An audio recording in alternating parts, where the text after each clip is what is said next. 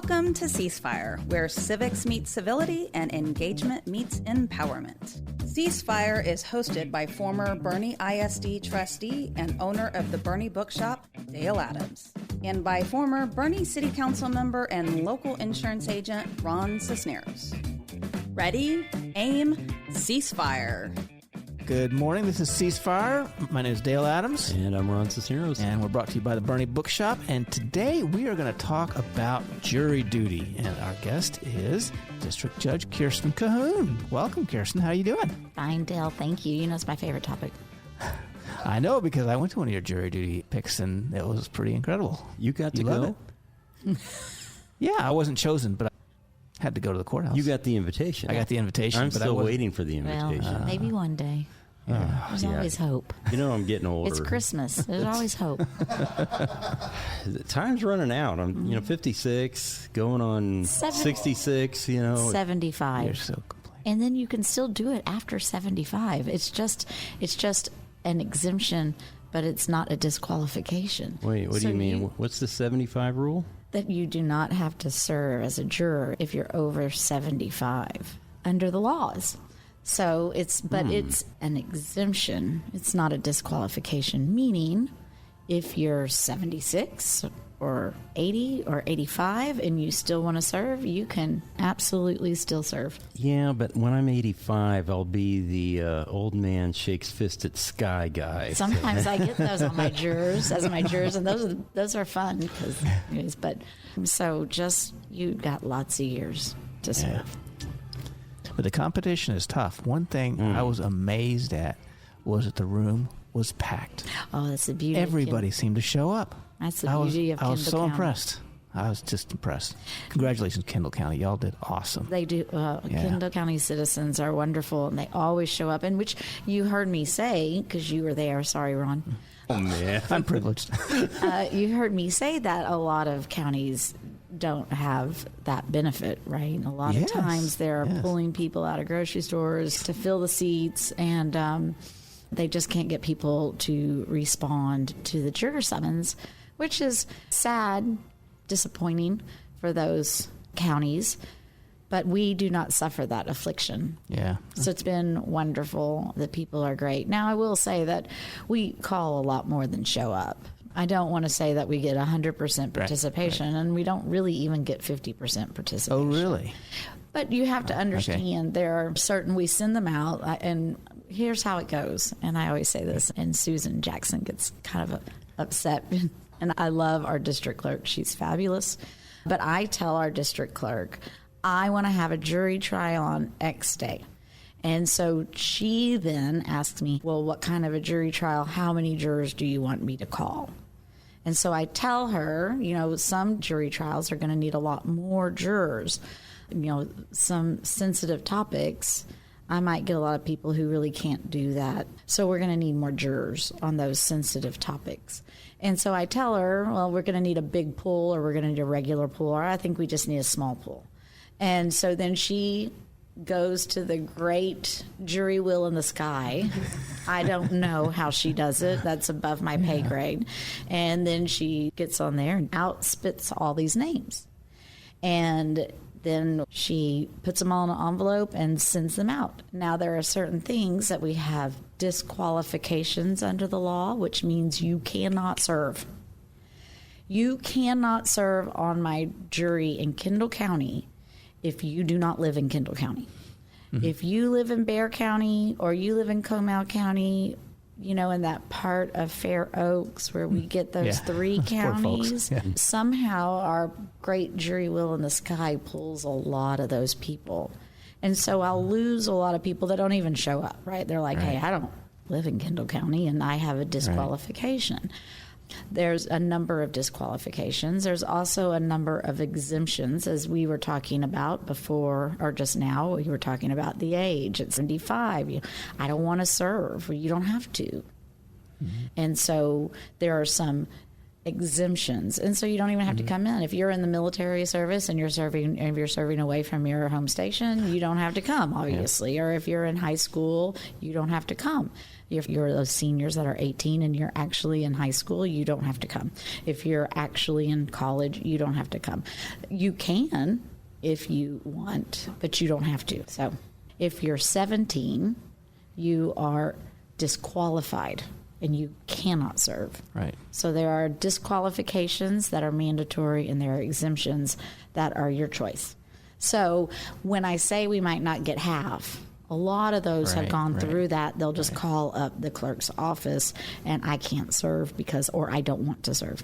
Right. So the database that they have is just sort of a huge database of all kinds of people, and is not necessarily sifted through just to have potential jurors. Correct. It comes from other sources and whatnot. Correct. Yeah. And I don't know how we get pulled so many non-Kendall Countyans, but I blame. I'm sorry, Fair Oaks, but I do think it's that area where we get a bunch. Yeah, and some of them might own land here or have a business here or something. That's correct.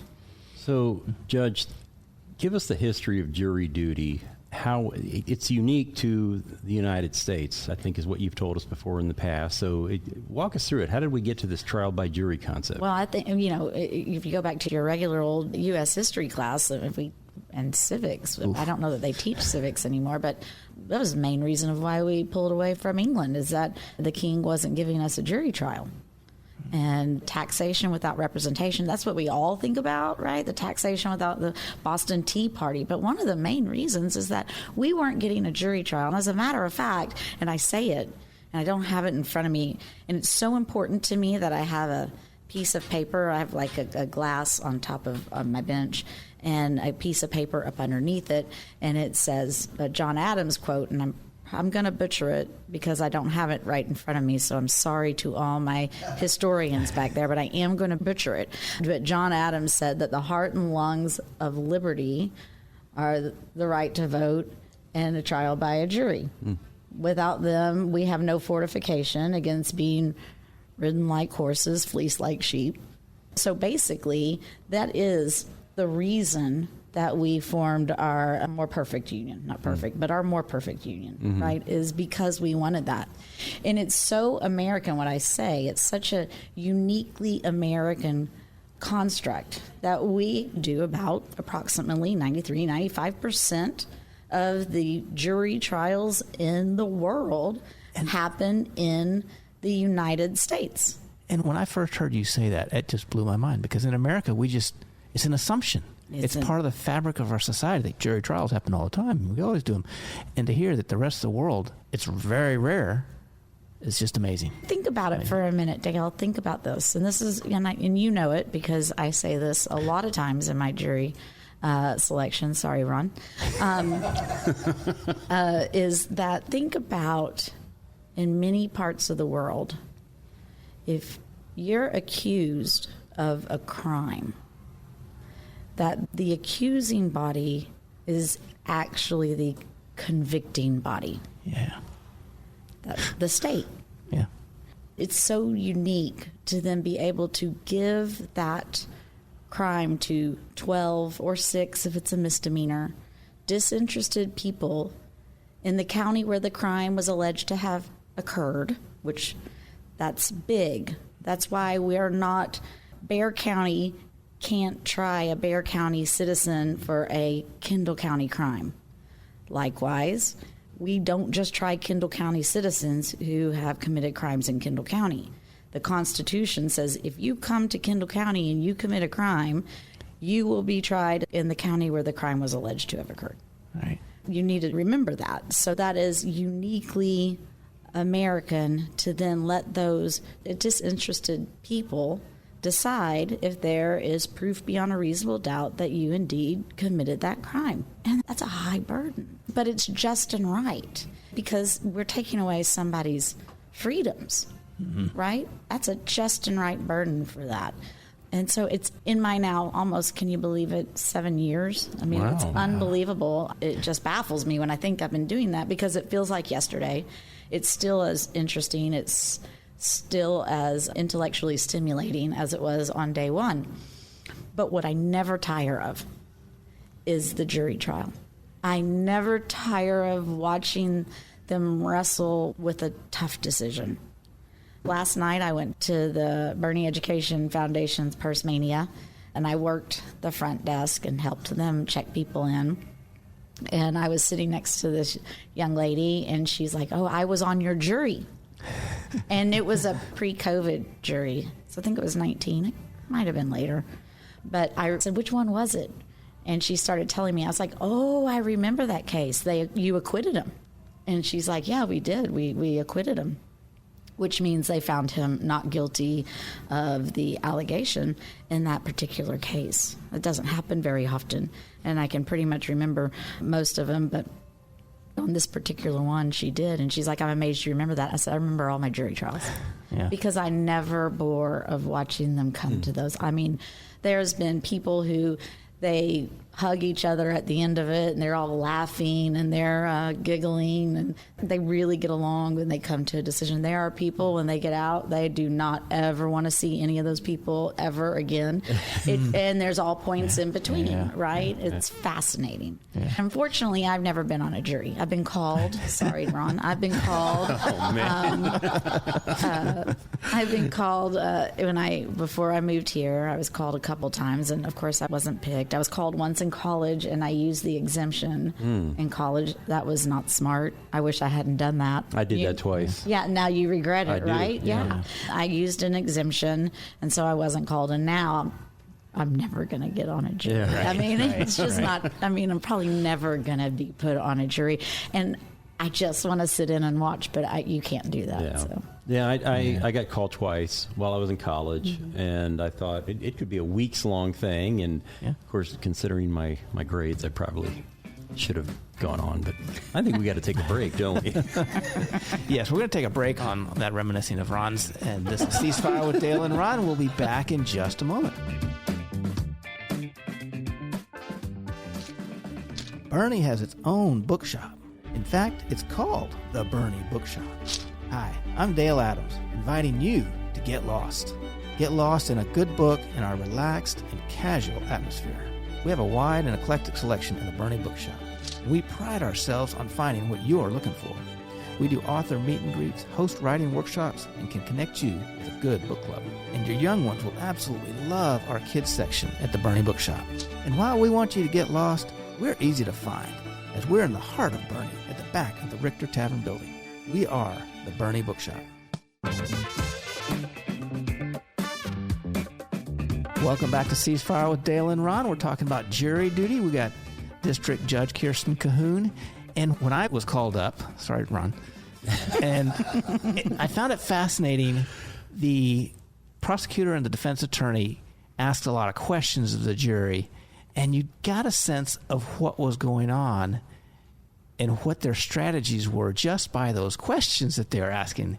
And I almost sort of thought, are they really asking questions to find out about us, or are they actually trying to plant seeds in the people that end up getting picked that'll grow during the whole trial thing? So it was pretty fascinating. The whole process was just neat. But do you remember what I told you, Dale, at that part where I said, remember, you'll hear no evidence in this part? The lawyer's questions are not evidence, and I generally will always say, I don't want you to form any opinions about this case and what it is or what it is about or what it's not about based upon the questions of the lawyers. They want to find out a little bit about you, and I also say that it's the only time that they're going to have the ability to ask you questions. Because once, and I don't know about other states because I'm only licensed in the great state of Texas. Why would I want to be licensed anywhere else?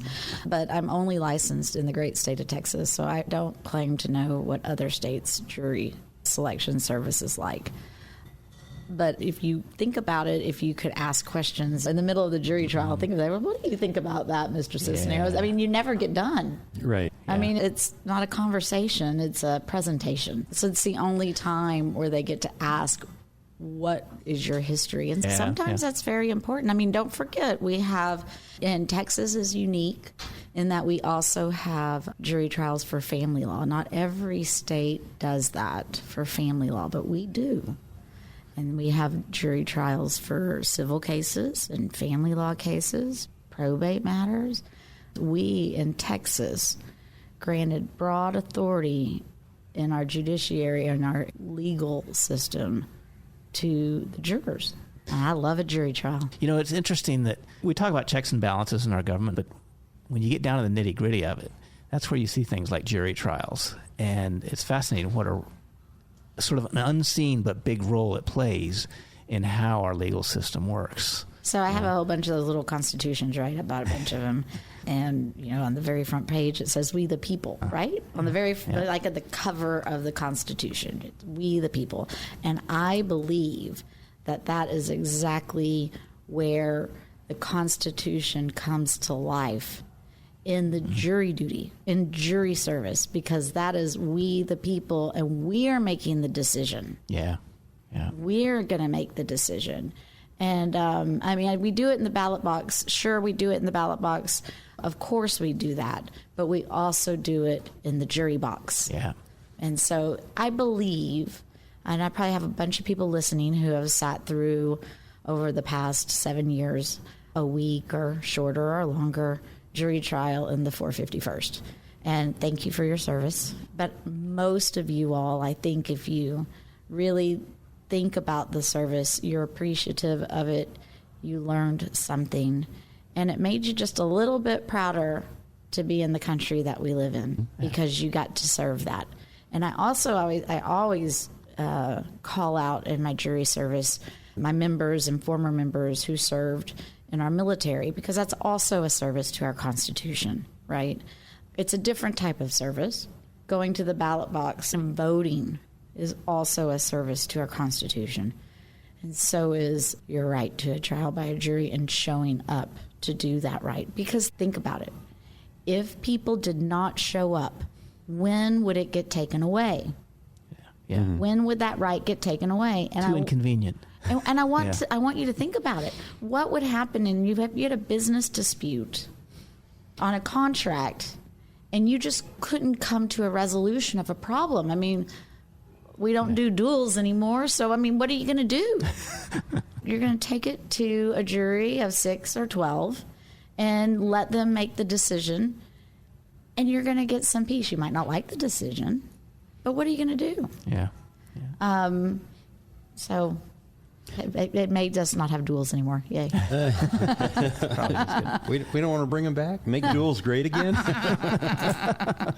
No comment. Judge, here's a question for you. So the innocence or guilt of a party, that's decided by the jury, but the consequences of a guilty decision, that's your domain. Is that correct? No, not necessarily. Not necessarily? Okay. So it's a guilt or not guilty. Mm-hmm.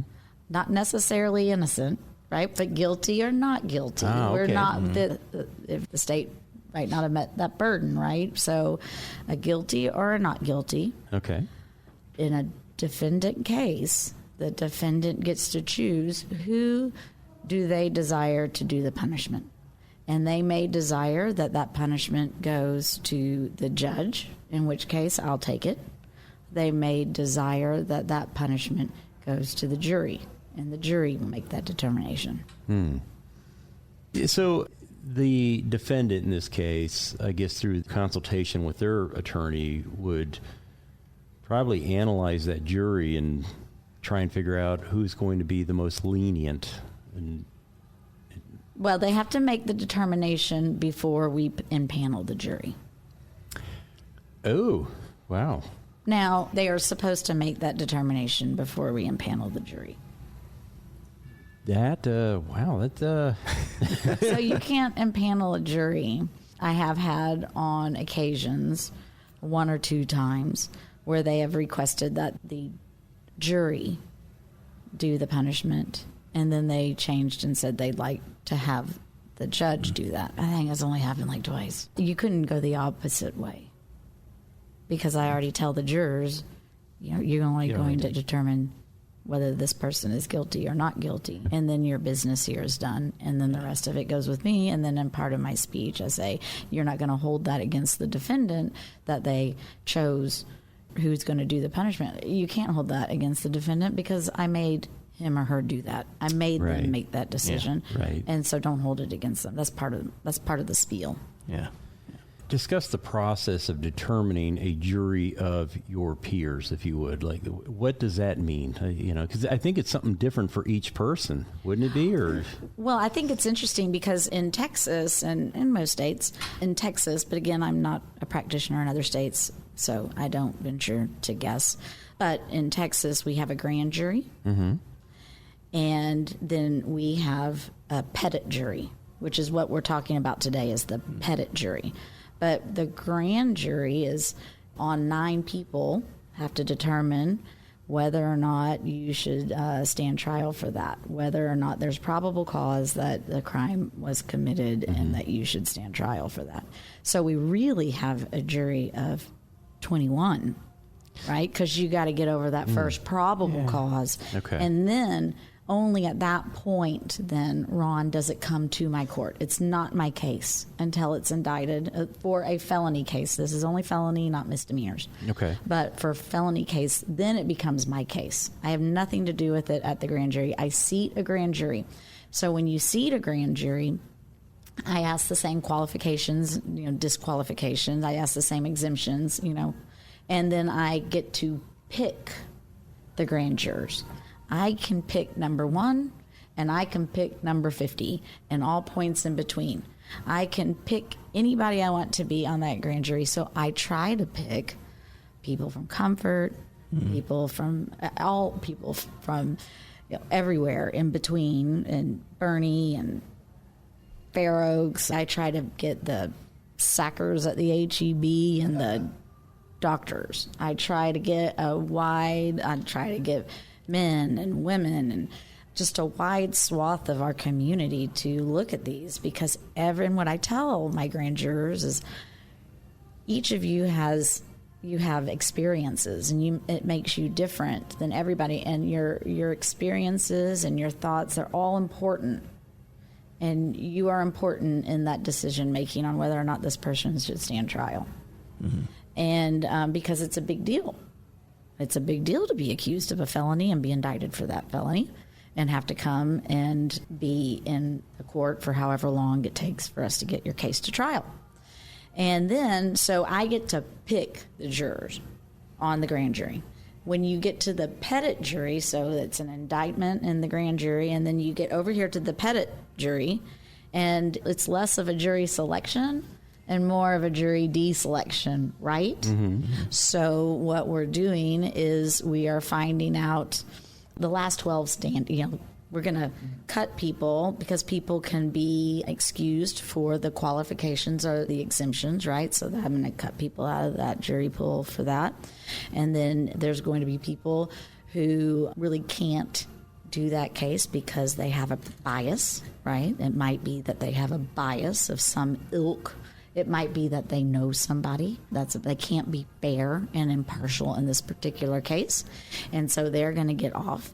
And then there's going to be on a felony, it's a different number of strikes just because they don't like today. Dale is wearing a Christmas plaid shirt. Maybe they don't like Christmas plaid. I generally say that that's not a smart reason to cut somebody, but, as long as it's not an illegal reason for a cut, then they can cut because they don't like your Christmas shirt, Dale. And then you get cut off of that. And so once we do all those cuts, right, then the first 12 remaining serve as a jury. Awesome. Yeah. Well, that's a fascinating process. And I enjoyed it because I really learned a lot about sort of the behind the scenes, how we keep our freedoms, basically, Before COVID, we were doing mock jury service, and we summoned high school seniors at the high school, and we brought them in here, and we did a state versus Harry Potter for the murder of Voldemort, and we did that jury selection for the seniors, and then we were supposed to do it again for I think we did it for Bernie, and we were supposed to do it for Champion, and the day before we were bringing the Champion students in, COVID shut the courthouse down. Oh wow. Huh. I think you should bring those back. I think that's a great experience. It was a good experience. Probably and we complicated really should. to put together, but yeah. It was a lot of fun, though. Yeah. It was a lot of fun. The DA's office worked with us, and the Bar Association got the lawyers, and it was a good time. I usually bring up a book, and this time I've got one too. Totally different, off-topic kind of thing here.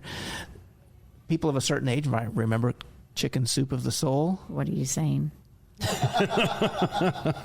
Not saying anything. Sorry. People of a certain age. I'm just curious. Well, because this came out in the 80s or 90s. Well, 30 years ago. You might have to stand in front of her one day. Yeah. Okay. Sorry. I'll grovel later. But the Chicken Soup of the Soul is a series of books, and they've got all kinds of them. We got them at the store, and they're just neat. They have a lot of anecdotes and stories about good things, and it's a good type of book to read at this time of year, especially if you're feeling sort of rushed around and stuff like that. It brings perspective to your life. I could use a little perspective. Thank you, Dale. But thank you for coming to visit. Thank you. And if you missed any of this, you can always go to our podcast at bernieradio.com. And I think that's it for today. We'll see you next week. Thank you, gentlemen.